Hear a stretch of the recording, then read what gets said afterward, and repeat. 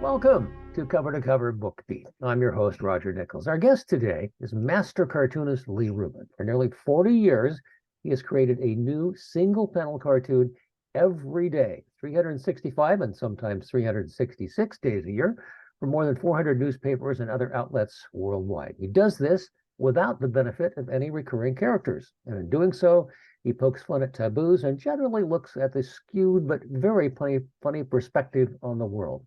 He has a number of collections of his work available through bookstores and online. He also has the distinction of being the very first cartoonist in residence at a major university, in this case, Rochester Institute of Technology.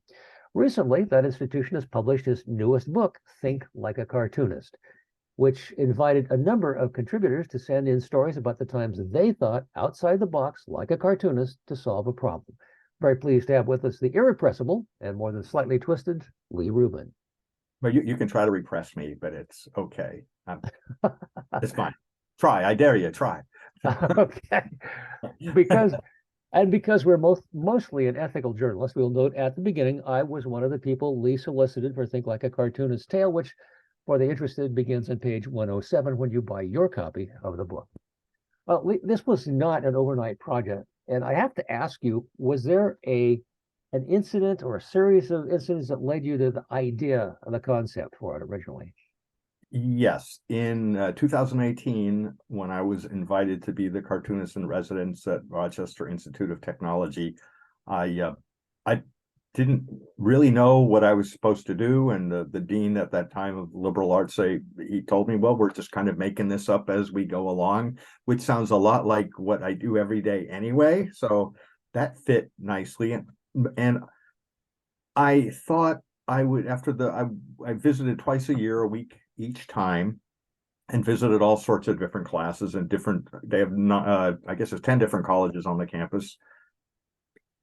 And I would visit different schools and do different talks or lectures and public events. And I thought I wanted to do something. I've had a lot of thoughts on wanting to put for lack of a better term, philosophy behind the cartooning. And because people always ask, where do you get your ideas from, and how do you know, and and what I deal with deadlines and all that kind of stuff. I thought I wanted to put it down in writing somewhere. So I had a meeting set up with, they have a press, RIT press. So we met with the publisher, or the director of the press at the time, the dean of the College of Liberal Arts, and one of the other professors. And I suggested this, and the director of the press at the time, he said, "Why don't have you thought of doing it this way, and get a journalist to go interview people from all sorts of walks of life, to see how they came up with a creative solution, or came up with an idea for something unusual, something, for lack of a other way of saying it, thinking outside the box." I know that's used a lot, but it's just outside thinking, just, unusual viewpoint. And there was no budget for this at all. So I became that journalist. And welcome to the fraternity. Yes. Yeah. So, well, you're a real journalist. I'm like, okay. What do I do now? So I had to come up with a plan of questions to ask people. And I did. And then I tested it out a little bit. And then I asked one of my oldest friends if he would be the guinea pig for this. And he was very gracious and came up with a phenomenal story that hit exactly what I was looking for. And the idea was to match a cartoon up with everybody's story. I was going to create a new cartoon. That changed because I already have a lot of cartoons, and I could find one that would match up, and I'm just too lazy to want to think of something new specifically for every story. Well, I will point out you contributed more than 100 cartoons to the book itself, not only to the stories submitted by people, but to your chapters that you put in about different aspects of creativity.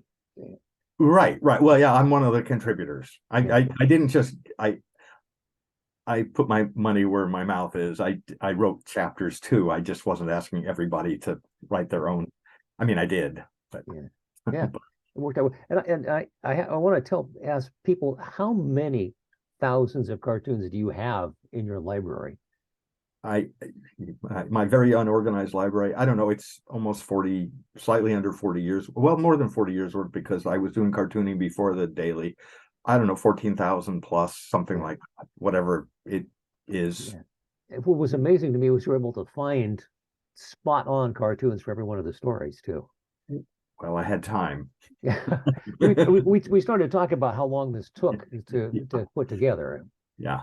That was the idea, came in the fall. The meeting, that first meeting was October 2019. The book was just released October 2023. Yeah. So 4 years. And who did the editing on that as stuff came in? The original director of the press did the editing, which means I could blame him for cutting all the stories that didn't make it, including my own, which was okay because I thought that he really made a great book. Although some of the stories I think would have really worked, but I didn't have that control. Yeah. But on the other hand, you had a professional who looked at it and thought, this is I what did. people are going to read and enjoy. He was the original editor. Then I went through copy editing and re-editing and editing and more editing. And, that's how you get it tighter and tighter and tighter and tighter. Right. And the result is absolutely fascinating. And I'll have to say that my wife read it, and while she liked my story a great deal, she liked some of the others really well as well. So we appreciate that a great deal. And before we get too far, I want to mention where people can find a copy of the book, because we want to, once we get done talking with you, they will want to have a copy. Well, I hope so. Yeah. You can certainly get it at RIT Press, or Amazon has it, Barnes and Noble has it. You can order it through any bookstore if they're not in a bookstore, which they're probably not right away, because you would have to order it. Yeah. Or you could write to me. Oh, there you go. I'll find out how to get it to you. I've had people order, if they wanted a signed copy, they write to me and I get it to them. All right. This is a professional at work here. He knows how to do this stuff. He can sign like a champion. Yeah, if only people didn't cash my checks. Yeah. Now I have to, I have to share one quick story with you. I interviewed an author once who had early in his career written books that had been adopted by the movies poorly. And I asked him about that. How did you feel about that? And he says, there are only 3 words that matter here. The check cleared. So it's all about once you give up control. But you did a fantastic job. There's nothing to be ashamed of. But this is wonderful stuff. When you talk about creativity, every single day of the year you have to have a cartoon ready. You have tricks and things that you do to keep the juices flowing. I do. I think I mentioned some of those before. I just want to back up a second. If someone wants to buy the rights to this, feel free to reach out. I'll have no shame either, and I'm sure the check will clear. So, but that's right. That's right. No, I mean, it's typically what I'll do is I don't have the list in front of me, but I have certain aspirations for each cartoon. Will they challenge the reader in some way? That's what I really like to is make people reach a little bit, rather than just hit them in the face with a pie, like a gag cartoon. My cartoons are gag driven, not character driven. So each one has to stand on its own, and hopefully most of them do. Hopefully all of them do. So it's just a matter of sitting down and trying to come up with some new way of looking at something, because what hasn't been done a million different ways. Mm-hmm. And one of my chapters is, how many ways can a chicken cross the road, or how many rows, or how many ways can a road cross a chicken? It's just, you just play with it. Either, try to see something from as many different viewpoints as possible. What if the chicken went on vacation? Who's going to cross the road for the chicken? Or, what about, how do you combine the cow jumping over the moon with the chicken? Who had the bigger event to celebrate? Right. Crossing the road or jumping over a moon? I don't know. There's a zillion different ways to do that.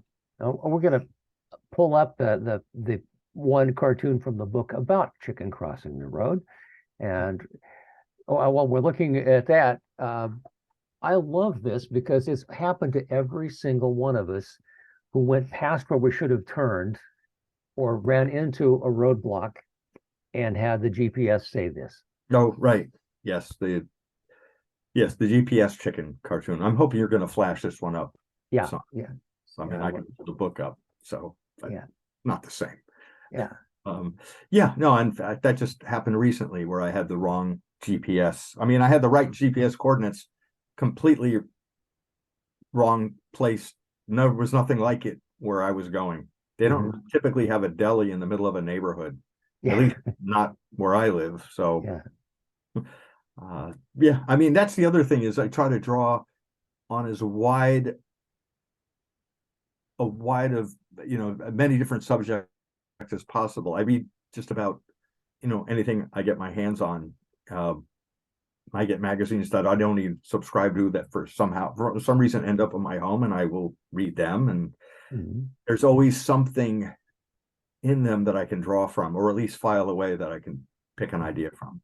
I think one of the ideas that you've mentioned that in the past is you read about how clever the COVID family is, which include crows and ravens, and there's a particular one in the book about a nutcracker. Oh, right, right. I thought you said COVID for a second. And I thought, Oh, no, no, wait a minute.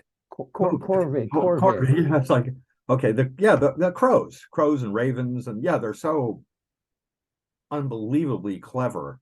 Uh, and this is, I don't know, could be about 15 years ago. I was walking my dog and I kept hearing these like, sounds on the asphalt. There's no sidewalks in my neighborhood. So I was walking on and off the grass or by the street. And I noticed what I saw was these crows were dropping walnuts onto the street using the asphalt as their nutcracker. And I thought, well, that's so smart. They're using the tool to, I think really smart. So I went home and Googled it and found out that this is not an uncommon thing at all. This is the first time I'd ever seen it.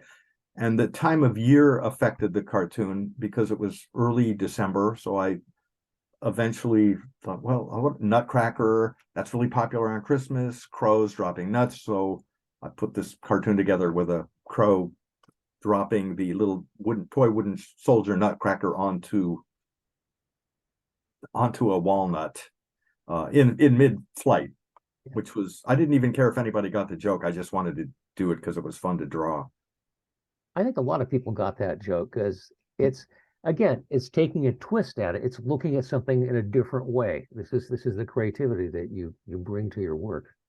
Right. Well, you have to, what is it? See with your regular eyes, but you have to see it through creative eyes. Okay, we all see the same thing generally if we're looking or observing, but you look with your regular eyes, but observe with the creative mind, or your creative eyes. One of the things that you mentioned in some of your talks is that you can't wait for the magic moment of inspiration to strike. You have to sometimes that'll take a very long time. You have to just put pencil to paper and start working on it. Sometimes I break a lot of pencils in between that time when they're not coming as easily as you think, and you think, I wish I had a magic pencil I could just shake and the ideas would fall out of the end of the tip, the little, but that doesn't happen, unfortunately. It really is working, believe it or not. People think, oh, what a fun job it is. Well, yes, some days. Well, there's an aspect of it though, and as you point out, that daydreaming is working for you. Well, daydreaming and doodling, yeah, I call that was it R&D, research and development. Yes. Yeah. Yeah. And I think maybe most of us don't really appreciate our imagination. We end up doing daily stuff and it gets boring and you just do the same thing. But once in a while you go, oh, click. And I think most of us, you can train your imagination or practice thinking outside the box. Absolutely. I mean, You really have to. Otherwise, how dull would life be if it was, there would be no creation. There'd be no, well, movies, TV, songs, uh, Mhm. whatever, anything, sculptures, art, there's a lot of people out there doing a lot of creating, and with, all the social media, for better or for worse, there are a lot of really terrific creators out there. I think one of the things that impresses me about your work is the constraints that you have. One, having no recurring characters, everything gets fresh every time. And the other is, in weekdays you do a single panel cartoon that's mostly vertical, and then on Sundays you have a horizontal cartoon, which is slightly larger for the Sunday color comic section. But in doing so, you have created a small area, and if you have dialogue, you have to design that so that the reader's eye flows to catch the tagline or the punchline at the very last. And you're a master of that. Uh, well, thank you. But the idea is it's the closest I've ever become to being a director. You want to focus on a specific part of something. You want to guide the eye. Like, Mhm. because you only have this one scene, and you Yeah. got to focus in on that scene. Mhm. You don't want to be distracted. I mean, a lot of times I'll put no background in. I don't want to distract it. Don't overclutter. That's one of the rules that I Mhm. don't be overdrawn and under funny. Yeah. Cool. Yeah. Cool. Appreciate that. Um, Again, one of the things you do is you have characters trying to solve problems, um, running into things, and how they do it sometimes is unusual. But the thing I really like about it is your wordplay. You can take an ordinary word and do a fresh meaning of it. I'm particularly thinking of one where you reference a movie title about the Jedi and Oh, the yeah. return of the Jedi. Oh, okay. Is that, I don't even remember. Okay, okay, right, right. Re, right. It's just a, I don't, are you gonna flash this gag? Yeah. Because I don't remember where it was exactly, but yeah, it's you're returning the toy, what's he returning, the baby? No, not just a So, Yoda. yeah, it's a He's yeah, returning the customer yeah. It's return of the Jedi, or I mean, there's also one of my favorites in that way is you just add another word onto something like fortified breakfast cereal and heavily fortified breakfast cereal. mhm, yeah. But yeah, it's just all you do sometimes is have to put just the slightest twist on it to get a brand new meaning. I love wordplay, and for those Mhm. of you who don't, well, learn to love it. It's your friend. Wordplay is your friend, and it will Right. keep you company on dark nights when everything is going poorly. Um, The highest form of humor are puns. Some people say it's the lowest, but they just don't get the humor. well, speaking of wordplay, one of the unusual words on in one of the cartoons in the book is dealt with raspberries in a very different way. Oh yeah, the Bronx Cheer. Yes, and that's not. And by putting them coming out of raspberries in a store, you get that little shock of surprise Well, and wonder. well, that's the whole my goal is to surprise the reader every day, because honestly, I surprise myself every day. Like, I don't know what I'm going to start. I mean, it is very rare where I sit down and I know what I'm going to do. So it's like, okay, I've got this blank piece of paper, I've got it ready to go, and what am I going to do with it? Mhm. So if I can surprise me, then I think, well, then I can surprise whoever is reading the cartoons. Uh, and and hopefully the end of the surprise is a laugh or a smile or someone running out of the room going, Yeah, yeah, that was the worst thing I've ever seen. But at least I got a reaction. Isn't that the purpose of art? yeah. I want to get Oh, some kind of reaction. I will say that over the years, you've drawn chuckles and chortles and guffaws from me as a reader and fan. So it's working. There's another kind of wordplay that you do that I find particularly interesting too, is putting the unexpected word in substitute of a familiar phrase. And I'm thinking about the one in the book having to do with a shark on a bicycle or on a motorcycle. Right. That's the bad of the cartilage. Yes, we're expecting bad to the bone from the famous song, and yet here it is. And the other thing you do so well is doing incredible expressions on the faces, not just the people in your story, but the animals. And this particular one, this is one mean shark. He's got attitude problems just by the look in his eyes and the way he's got the cigarette dangling out of his mouth. Well, he is a bad shark. And, he's riding a chopper. Yeah. And you gotta be the image. You have Yeah. to, I mean, getting the expressions right is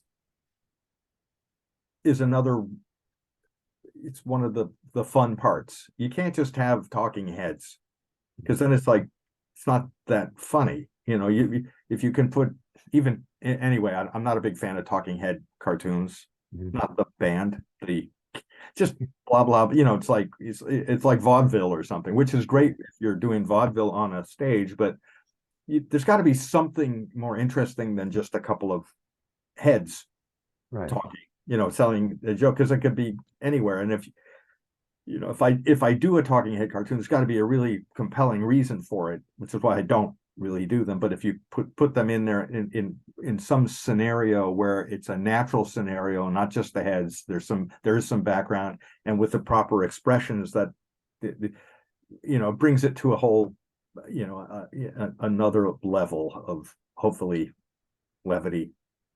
It does. And I'm going to put up another one here about the element of surprise, which again, I think is a perfect example of what we were just discussing about how the expressions, how the concept works in the background, and how the fact that the very last word in the subhead is the punchline, the element of surprise. Well, that setting the gag up like that, you always want the zinger to be right at the end, which is another way of, you rework a caption over and over and over again until it hits just right. It's got to land right. That's actually, that was, I added Rick's name into that, the person that wrote. Yeah. Professor Rittenberg on there. Professor Rittenberg, my friend who wrote the first story for the book. It's a tribute to him a bit, where the guy is sneaking up behind him. The scientist is working diligently with his whatever he's working with, chemicals or elements, and the other guy's going to sneak up behind him with a balloon. It's going to pop it. So again, you don't show the balloon being popped. It's the anticipation of the balloon being popped. It's going to surprise the heck out of the guy, the scientist that's working there diligently. And that's interesting, because that concept of timing what you show is right out of Greek art. And you think of the discus thrower, for instance, famous statue, and it's wound up getting ready to throw, but it's not coming around to throw. It's that moment just before. Right. To me, so much I want to leave as much of the imagination as possible. My beef with a lot of so-called comedy these days is I want to show everything. I don't need to see someone throwing up. If I can get on my high horse here, move the camera off screen, and it's funnier to hear it. Not even that funny, but I mean, it's funnier to hear it than to see it, or then overdo it where someone is like puking for 2 minutes. Yeah. It's like, okay, we got don't kill the joke. Yeah. Just, we get it. Never, always speak up to the audience. Don't ever speak down to the audience. Now, of course, some people make a ton of money doing that kind of humor, so what the hell do I know? Yeah.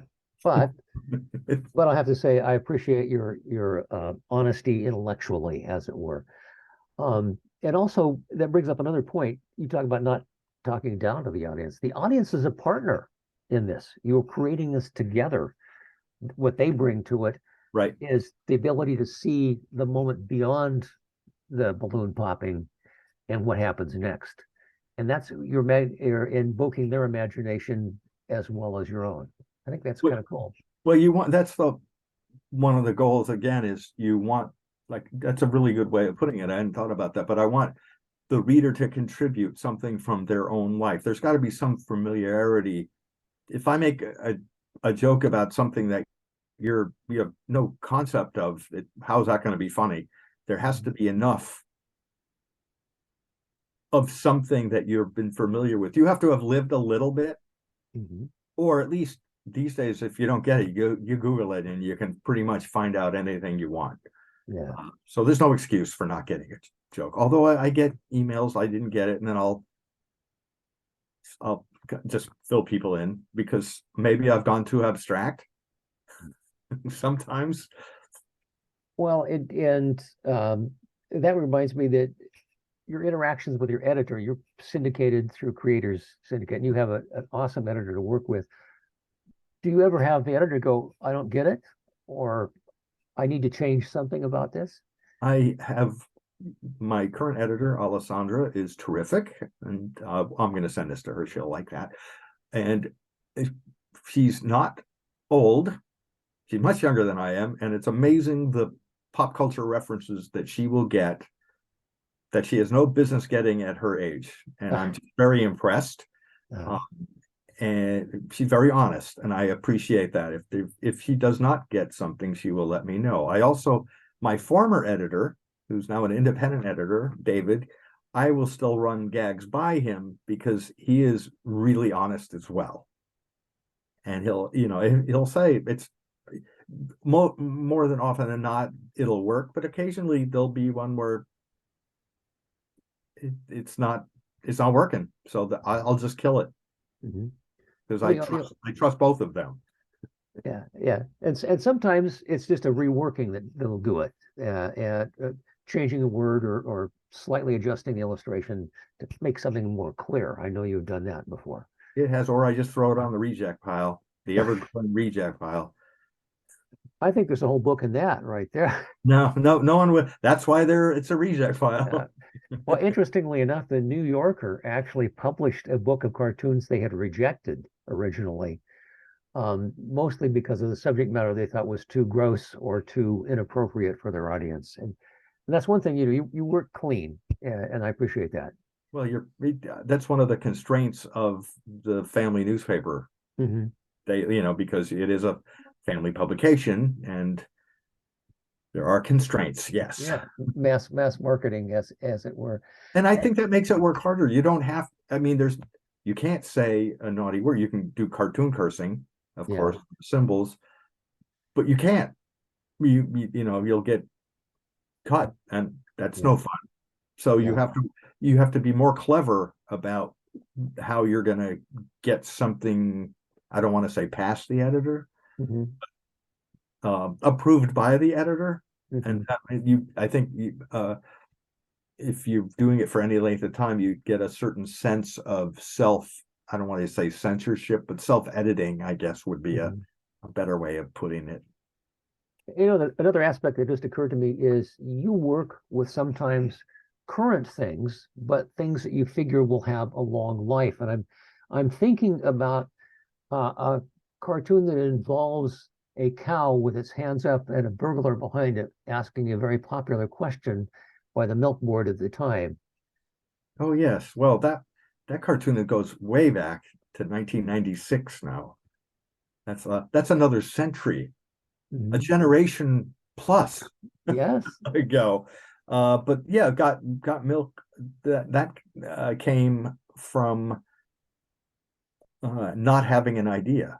I didn't have an idea, and I was frustrated. This is before I was really using email or sending cartoons to the editor email. So you had to work further from deadline because you had to mail something or UPS or FedEx it or whatever. Yeah. And I was just super frustrated. So I just put my pencil down and to distract myself, went to the grocery store and was walking up and down the aisles and saw that little got milk symbol, which they're still using that. Yeah. I'm pretty sure they're still using that. And it just hit me, why don't I do a cow being held up by some guy with a 45 on the street? Can't do that anymore. Yeah. What's fun is that the cartoon itself, I had called little ideas become big ideas. So, the cartoon's drawn about 8x9. In the newspaper, it run much smaller. Online, probably about the same. But I thought, hey, I wonder if those folks that got milk would want to use this piece of art. So I had an agent that I called and I said, can you check with whoever that is? And it was the California Fluid Milk Advisory Board. And he called just the right guy. And the guy he told my agent that 6 people from around the country had clipped that cartoon out and sent it to him. So it was like automatic in, which was fantastic. And we made a deal where it turned into a 40 by 60 feet, I think it was, billboard on the side of a building in San Francisco, which I'm happy to send you that if you don't have that. I have that, and we'll be looking at it right now. It's as the way Oh, I will have to tell the people that are watching that in post-production, I'm putting up all these cartoons. So okay. as we do the interview, he doesn't know whether I've got them or not. So Okay. yeah. Well, if you need that actual photograph, I'm happy to send it to you. But they also made bus stops with it. And when I did an event at the Sacramento Bee some years ago, a lady brought it with her, which was fantastic. So I go, wow, I would have want one of those big, a bus stop with that cartoon. I don't think that cartoon would be politically correct today because there's a gun in it and it's implied violence, and it'd be San Francisco, probably not so good, but it sure was great at the time. And Yeah. So what other changes have taken place since that time? Um, things have gotten tighter and tighter of what you can humor. As people get offended very easily these days Oh, for almost any reason, and cancel culture. I'm yeah. sure you've heard about that, and you just have to really be aware of what you're going to create. I mean, unless you're just going all out to offend people, which is not the point of what I do at all. Yeah.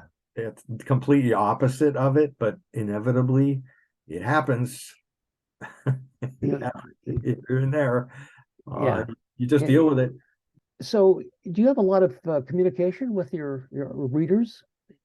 If tip is some are real dedicated and they're my friends and they write to me and I write back and I try to write to everybody that I'm pretty good about that. Maybe not like the same day, but the next day or the day after that, depending on whatever the workload is. If they take the time to write to me, I feel like I should definitely communicate back. All right. 2 more questions. One is, what is it with you and cows? You seem to have, for some reason, use a lot of cows in your cartoons. Yeah, they're big and they're black and they're white if they're Holstein, and they're just fun to draw. But really, I'm inclusive. I like all animals, even ones that are extinct. Yeah, right. You do. One of your things is you do stuff for either cave people or dinosaurs, depending on which one. So you can range through time and space. That's the freedom that starting fresh every time gives you. Yeah, well, that's the nice way of looking at it. So yes, it there's you can do anything you want as long as it gets done and it's funny and you get it done that day and you meet deadline. And you don't write every day. Sometimes you sit down and write 3 or 4 of them, or do you write just one a day? Hey, it's one a day now.